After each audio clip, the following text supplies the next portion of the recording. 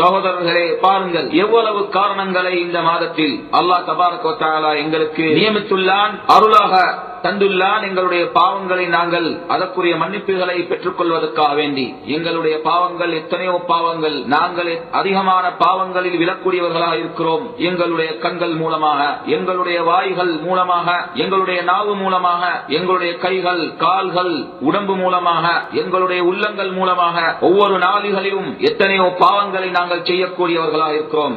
எனவே அந்த பாவங்களுக்கு பரிகாசங்கள் தேவை, பரிகாரங்கள் தேவை, மன்னிப்புகள் தேவை. அந்த மன்னிப்புகளை பெற்றுத்தரக்கூடிய மேலான செயல்கள் இந்த பரக்கத்து கொண்ட மாதத்தில் இருக்கின்றது. சகோதரர்களே, இதுவும் இந்த மாதத்துடைய பரக்கத்தை காட்டுகின்றது, நலவை, அருளை, பாக்கியத்தை வெளிப்படுத்தக்கூடிய ஒரு அம்சமாக இருக்கின்றது. அந்த மாதத்தில் கியாமுல் லைல் செய்து அல்லாஹ்வுக்காக நாங்கள் தொழுதால் அல்லாஹ் எங்களுக்கு எங்களுடைய முன் சென்ற பாவங்களுக்கு மன்னிப்பளிக்க கூடியவனாக இருக்கிறான் சுப்ஹானஹு வ தஆலா. நிச்சயமாக அல்லாஹ்வுடைய வாக்கு உறுதியான வாக்காக இருக்கின்றது, அதில் ஒரு சந்தேகமும் இல்லை.